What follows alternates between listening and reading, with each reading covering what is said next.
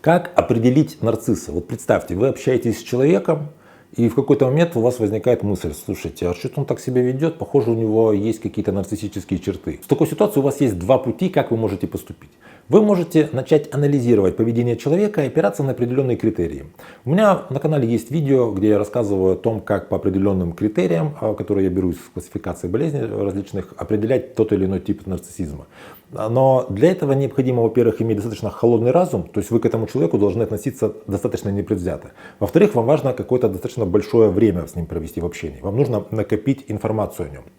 Представьте себе такую ситуацию, когда вы с этим человеком находитесь уже в отношениях. Предположим, вы встретили какого-то мужчину, у вас к нему есть какое-то влечение, тепло, вы к нему относитесь, ну как-то в общем хорошо, но его поведение какое-то, вот, не знаю, оно вызывает у вас какие-то сомнения, вы хотите понять, не является ли этот человек нарциссом, но вы уже к нему относитесь хорошо, и вы что-то будете не замечать.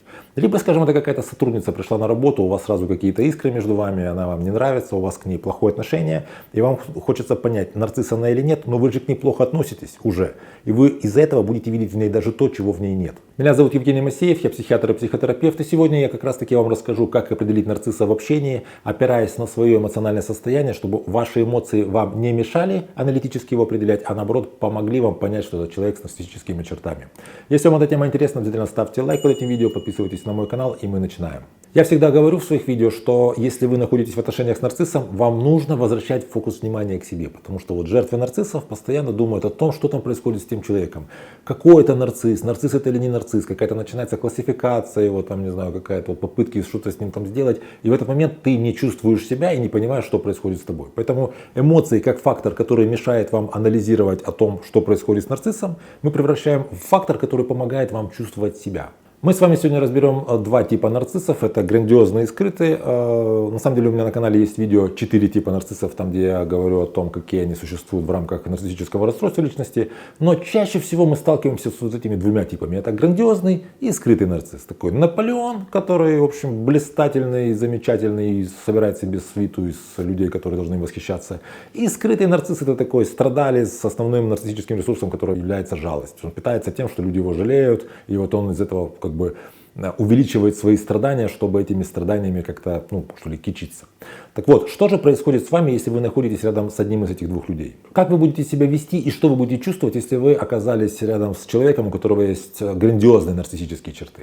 Вы здесь можете зайти с двух позиций, с комплементарной или с конкурирующей. Если вы чувствуете, что это человек, которым хочется восхищаться, вы чувствуете какое-то вот чувство, знаете, такого благоговения, вот я не знаю, вы стараетесь, чтобы он побольше говорил, вам страшно его как-то перебить, вы чувствуете стыд, даже когда вот он умолк, вы что-то говорите, и вам кажется, что ваши слова недостаточно важны и хороши для того, чтобы с ним беседовать. Если вы чувствуете какое-то раболепствование такое рядом с ним, бывает вот когда, знаете, такое ощущение, как будто бы я, ученица-отличница, пришла на урок своего любимого учителя, в которого я тайно влюблена. И вот такое, если у вас поведение, то, скорее всего, вы вступили в такие комплементарные отношения с грандиозным нарциссом. То есть вы находитесь в какой-то такой ответной позиции. Если вы понимаете, что вы с этим человеком постоянно хочется с ним спорить, вы поправляете все его слова, у вас есть какое-то вот раздражение на этого человека. То есть он говорит какие-то спокойные вещи, а вы, как только он умолк, говорите: да, но вот можно и по-другому посмотреть. Если вы постоянно с ним конфронтируете, то, скорее всего, вы со своей какой-то грандиозной части вступили в отношения с грандиозным нарциссом.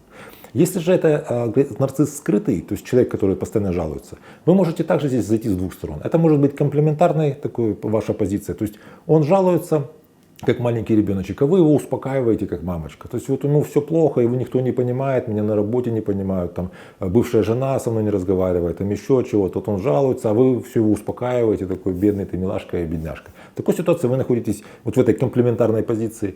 Если же вы понимаете, что вот он жалуется и вы жалуетесь, и вы вдвоем с ним как не встретитесь, начинается вот это вот, знаете, конкуренция за то, у кого больше какого-то в жизни ужаса происходит. То есть ваши беседы — это такая конкуренция страдания. Кому хуже, у кого больше болезней, кому там хуже на работе относятся, кого еще. Если вы понимаете, что вот в этом вы что-то находите такое отчасти упоение, отчасти все-таки такая конкуренция, то есть вам неприятно, когда после вашего общения оказалось, что вроде бы другой человек заслуживает больше жалости, когда ваши беды не настолько бедственны, как его беды. И вам приятно, когда вам удается в какие-то моменты убедить, что действительно у вас все-таки все гораздо хуже. В такой ситуации вы из симметричной позиции вступили в отношения с скрытым нарциссом. Таким образом, вам очень легко по собственным эмоциям определить в другом человеке нарцисса, нарцисса, если вы с ним общаетесь. Но, во-первых, нужно, конечно, уметь слышать свои эмоции, уметь их понимать. Предположим, если вы ходите на психотерапию или, в принципе, у вас развита рефлексия, вы понимаете, что вы чувствуете, вы можете тогда заметить, что вы в ответ на поведение другого человека что-то чувствуете. Если у вас внутри все замерзшее, и вы не чувствуете, что с вами происходит, а просто видите напротив себя человека, то в таком случае